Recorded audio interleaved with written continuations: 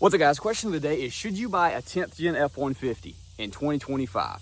Short answer, yes. But also, no. Let's talk more about it.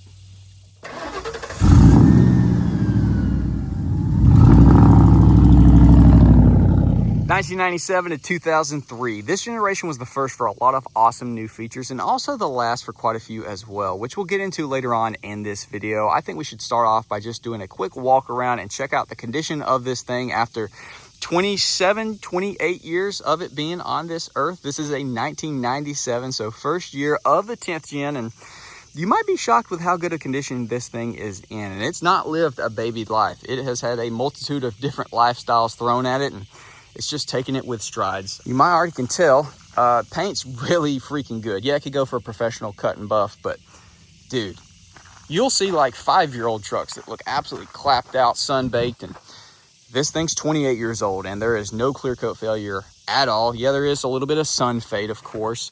Here's where we took the pinstripes off. You can see a little bit of ghosting, but you know, professional polish would literally knock that out, and it'd probably be pretty much flawless. There is some dings, some dents, some, you know, imperfections on the truck. That's not the truck's fault. That's the owner's fault, some of which was of my own. A lot of hard miles on this truck. She has held up absolutely amazing. Obviously, you know, old school, beefy as crap, hardened body. Let's check out the inside. Yes, at first glance, you're like, oh my gosh, yeah, it's freaking clap. Dude, it's a seat, okay? It's a 28-year-old seat that's had a butt slide in and out of it like 10 trillion times. I don't even know. 249,000 miles on this thing. How can you complain with that? You can't. The truck has held up incredible, dude. It is still super nice in here. Yeah, it's got a bunch of fake wood grain, which everybody loves to comment about. And I'm probably going to remove it and then put new wood grain because, yeah. Anyways, this is a 3-door. The later years of this generation got the full 4-door. But if we take a peek, man, back seat, absolutely flawless. And it's had a bazillion butts slide in and out of there. My personal one many times because I literally grew up in this truck, which we'll get into later. There is a long backstory, which we'll shorten. But as far as like the condition of the truck, how it is held up, dude, this thing is amazing, which not all are going to be this way. There are some that are going to be absolutely neglected, left in the sun 24/7 all day long, burning holes in them, left muddy, you know, under pine trees to get... Not all of them are going to be this nice. Now, I guess let's quickly go over the history of this truck, which I'm going to leak something that y'all have never known about Larry. If you've been watching this thing for the past 6 years that I've owned it, I've never told y'all this. We're going to get into it, though. So, first owner of this truck, 74,000 miles they put on it before my dad actually bought it. So, what did they use the truck for, you might ask? Well, funny story. Let me go ahead and tell you. Larry Bear used to have a 5th wheel in it, and this thing pulled horse trailers for the beginning portion of its life, which is shocking that it is in this good a condition after, you know, doing that. So 74-ish thousand miles, my dad bought it for my sister for when she turned 16. So yes, this thing has lived through 16-year-old girl to 20-something-year-old girl. She drove it all the way through high school and I think 2 years deep into college. And then she was like, yeah, I got to have a car for better gas, which this thing doesn't get horrible gas mileage for the generation that it is. But also, if you're driving a lot for college, it's not ideal, which this thing spent basically those entire years from her being 16 to 20, whatever, on empty, just absolutely just burning the roads, driving everywhere, always on empty. It's been on the side of the road, ran out of gas, you know, probably a dozen times at least, which somehow it still has the original fuel pump in there, which is absolutely crazy. But anyway, so like I already said, it's got 249,000 miles on it now. So I've got full history from 70 to 249, which is crazy. So anyways, once she got her car, she sold it back to my dad. Yes, sold it back to my dad, which bought it for it. Whatever the case, okay? So he drove it for just random things, going to town, used it at his shop, for work, had his employees drive it whenever their vehicles were down or whatever. It just literally was the, here, go take this truck and drive it wherever you need to kind of deal. And it did that for several years until it just started to sit, wasn't being used. And my dad was ready to sell it. And I was like, yo, I would obviously love to own this thing because, you know, of course, it being my sister's truck throughout her being 16 and up, I rode in this thing a zillion times, me and my friends and her, everybody. So he was like, sure, yeah, I'll sell it to you. Great. I bought this thing for $1,000 in 2020. I'll throw some pictures or videos up right now of how this thing looked when I bought it. Obviously, it was nowhere near the same look that it has now. It was a very girly, feminine, you know, kind of vibe to it. Whereas now I think she's very, very manly and bulky and beefy, and I freaking love it. I will never sell this truck. I will literally take this to my grave and beyond. Hopefully my son will take it then and keep up with her, because it's just one of them trucks, man. I've spent so much of my life with it. I have zero desire to ever sell it. But there's your condition and backstory of this truck. So now it is time for us to go ahead and dive into the reality of owning a 10th gen F-150. Let's start with the pros. Let's work our way to the cons.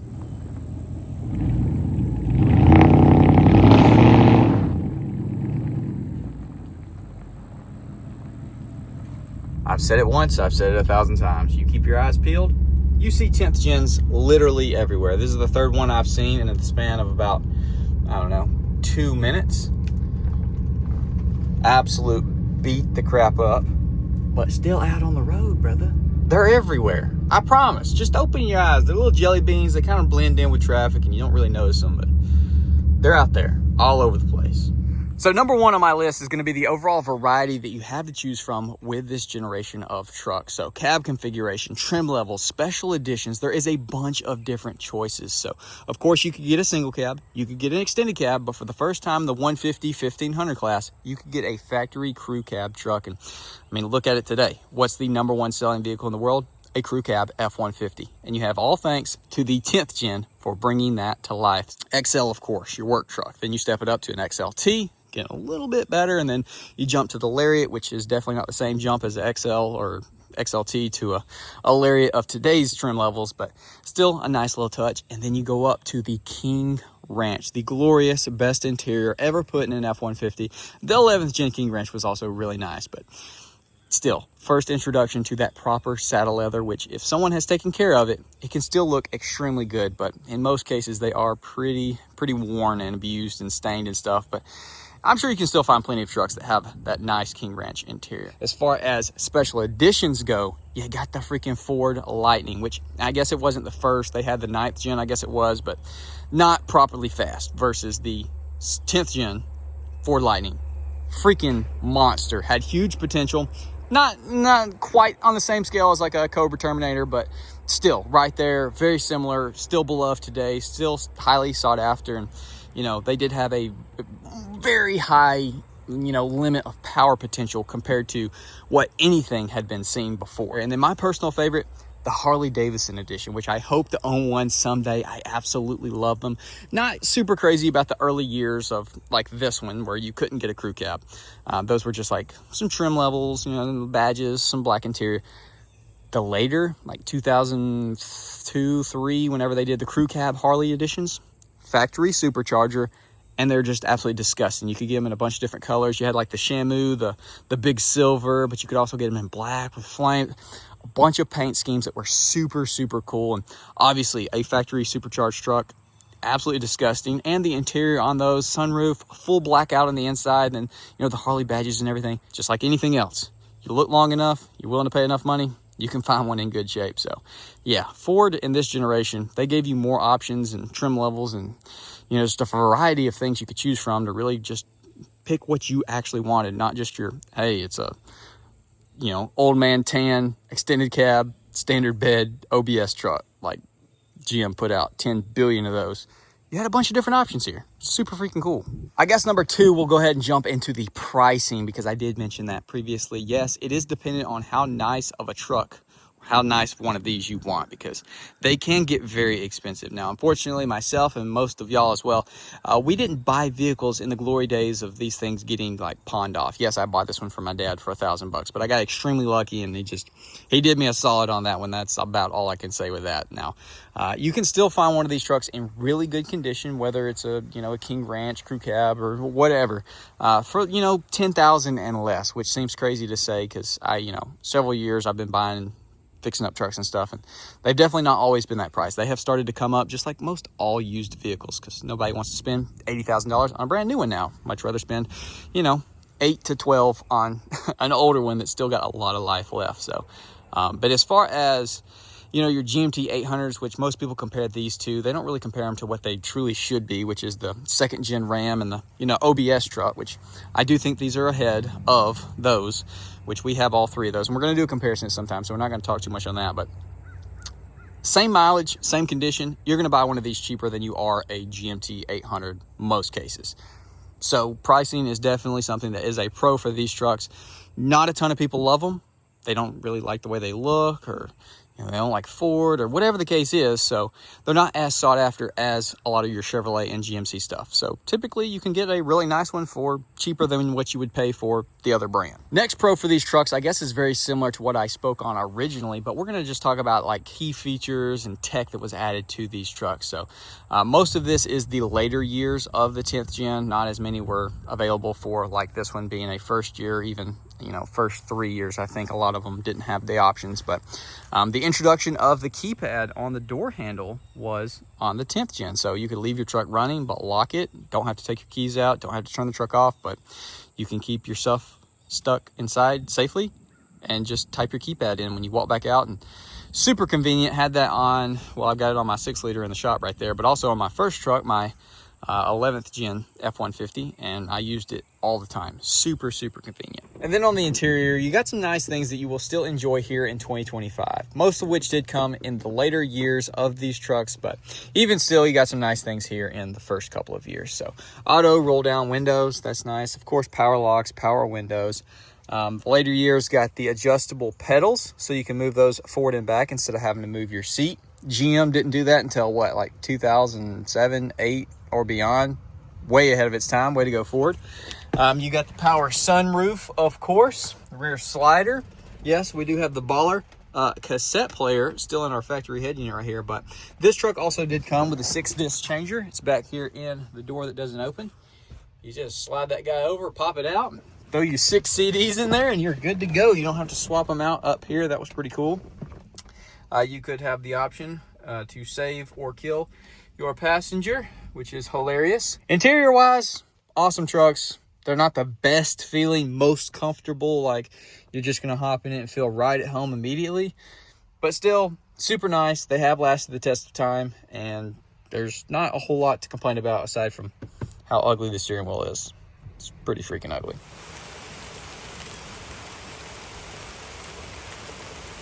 Thankfully, it looks like we got a little pause in the rain, so I want to go ahead and talk about my final and probably most important pro before we hop into the cons. So, yes, you can love the way it looks. You can love the price. You can love the interior packages.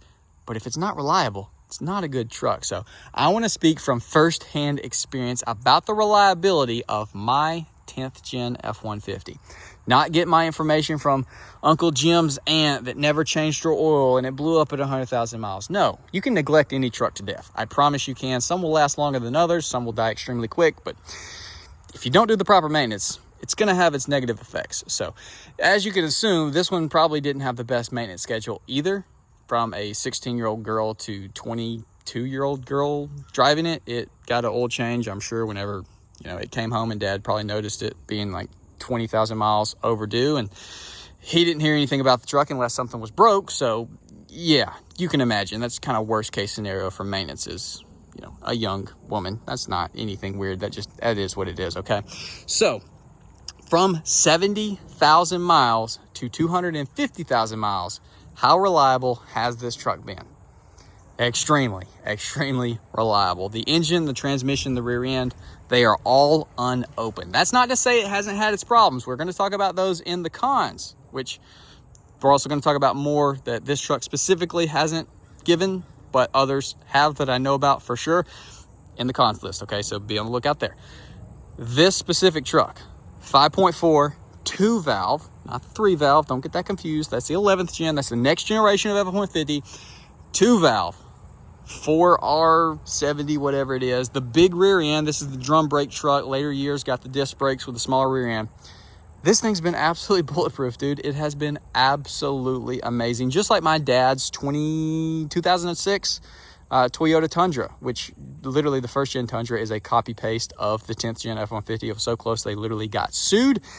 They're amazing trucks, but they were literally like, hey, Ford, let me borrow your homework and I'll change it a little bit. And thus was the first gen Tundra. Great trucks, just like this one, but yeah, always funny to think about. So yes, we're going to talk about the things that have gone bad with this truck and the cons, but overall, I would hop in this thing right now at 28 years old and 250,000 miles, and I would go drive it multiple hours away without hesitation. It just gives you that confidence, and it could blow up as soon as I turn the key next. It's an old truck, right? It just, that could be part of it. But I don't think it's going to. I think it's going to last another 100,000 miles. I think it's going to last forever. Honestly, as little as I drive it now, I just drive it, like we'll drive it to baseball or to get lunch, or like today when I'm driving around filming it and just enjoying it with nice weather. It's going to last freaking forever. How about a little drivability test? Now this thing is not fast at all, but it accelerates plenty good for your normal driving. But as far as the actual driving experience, it's really nice in here. Now, is it as nice as some of the competition that came out later in this thing's life? No.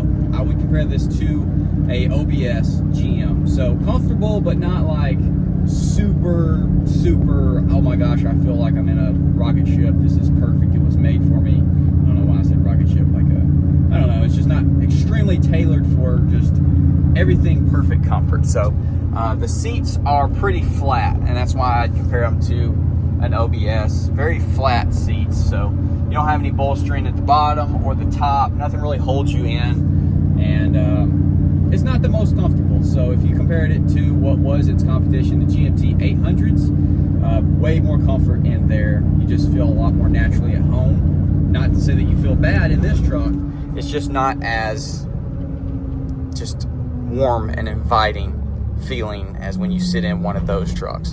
Don't mind the steering wheel being crooked. That is not normal. It shouldn't be like that. I haven't gotten into line since we did our last lift kit on this thing. But you know, as far as how you feel in here with the ergonomics of, you know, the steering wheel and the radio and everything, it feels pretty good. Everything's relatively good.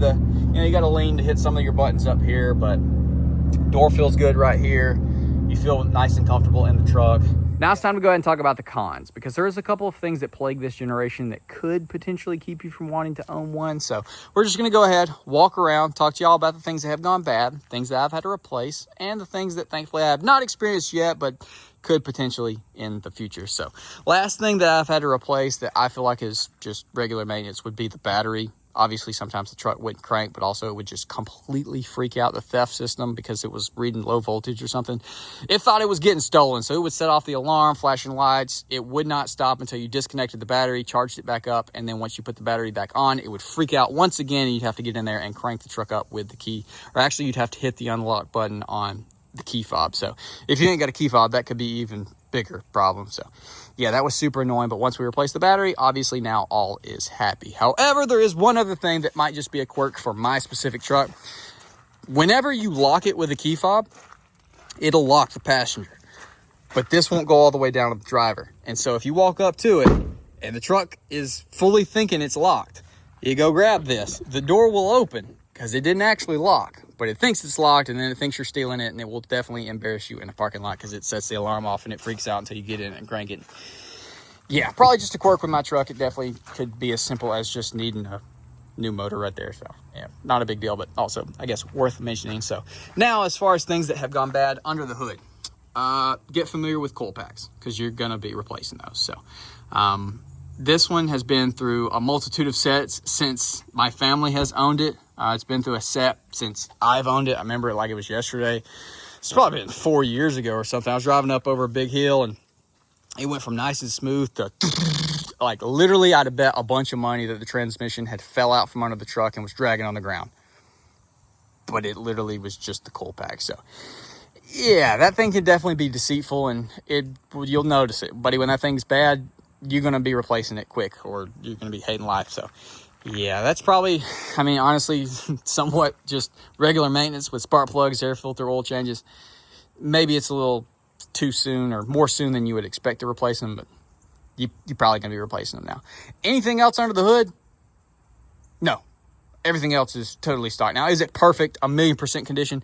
Well, no. The truck's happy, but there is a little bit of dampness up here, so we got either a valve cover leak or intake manifold gasket. Something's building up some little dampness right there, so something needs to be replaced. It's obviously building up. It's 28 years old, 250,000 miles. Just typically going to be some stuff. But I will show you this. This should have been on the pros for sure, because I promise you ain't going to show me any Chevrolet with 28 years and 250,000 miles with a dry belly like this truck.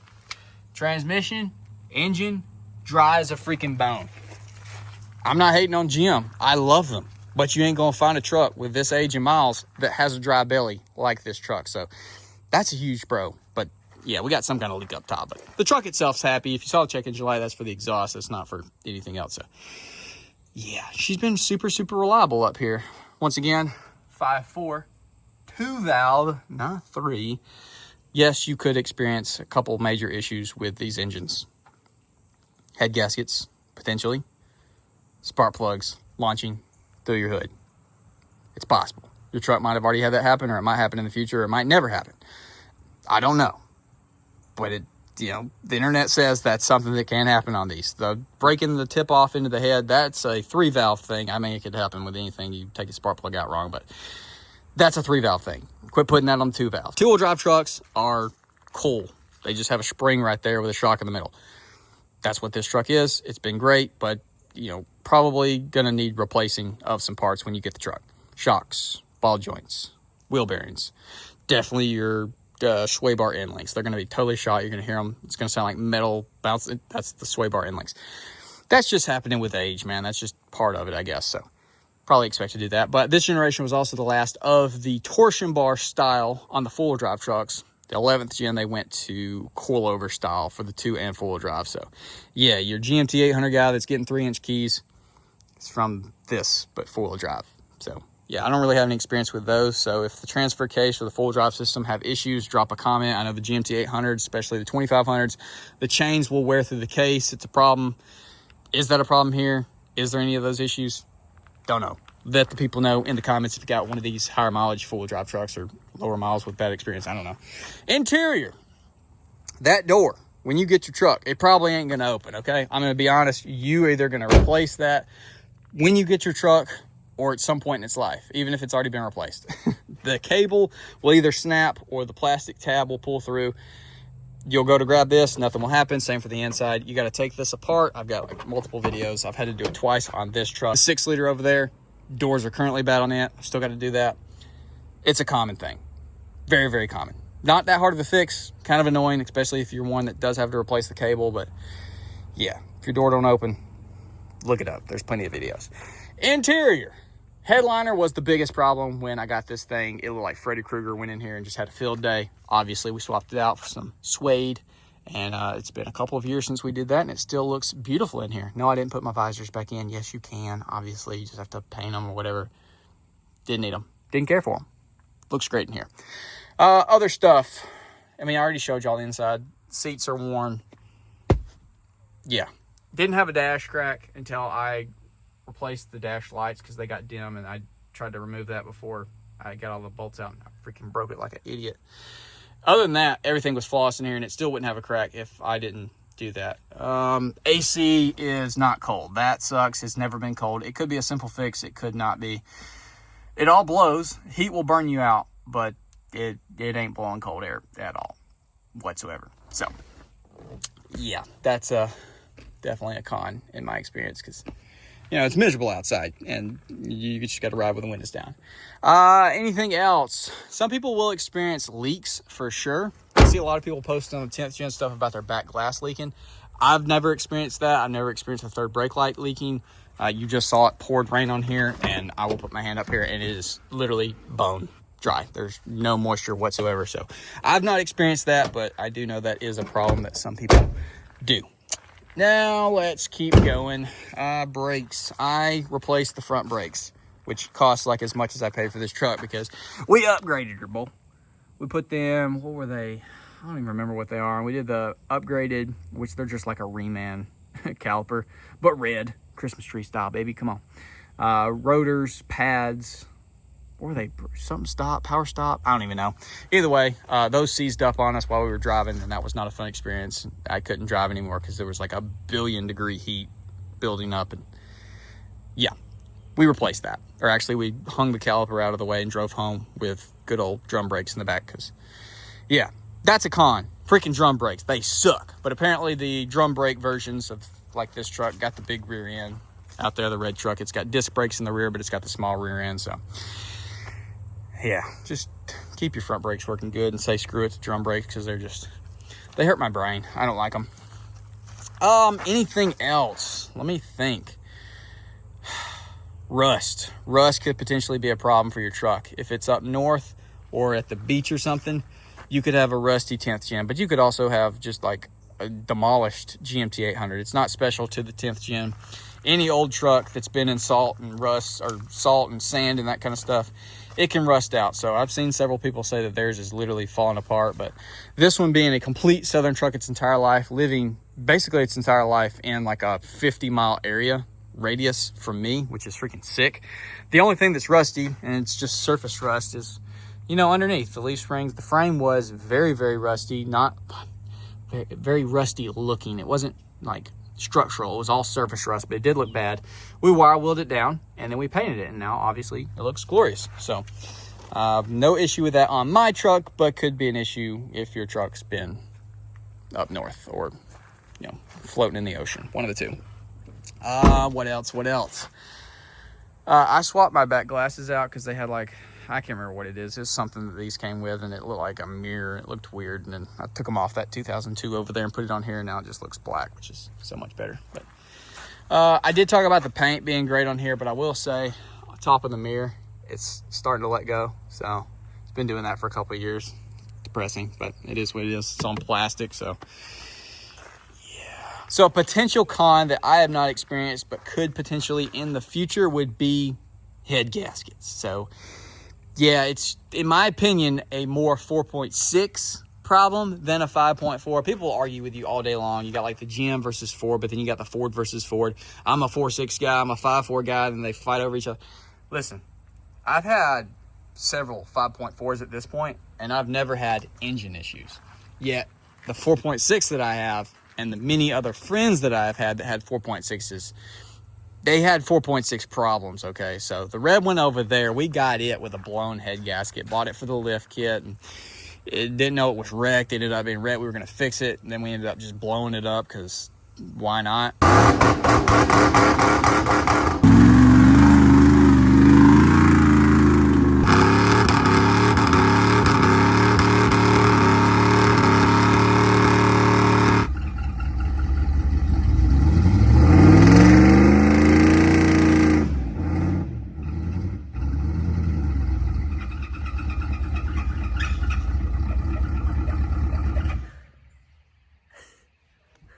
Big Red has decided he's tired of fighting.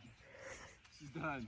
So yeah, there is a 150,000 mile 4.6, and then you got a 5.4 with 250,000 miles that's been perfect. Now, some of that might have to do with the previous owners, maintenance, and all that kind of stuff, but you can talk about it in the comments. My experience, 2-valve 5.4, it's the most reliable of them all. So in conclusion, do I think you should buy a 10th Gen F150 in 2025?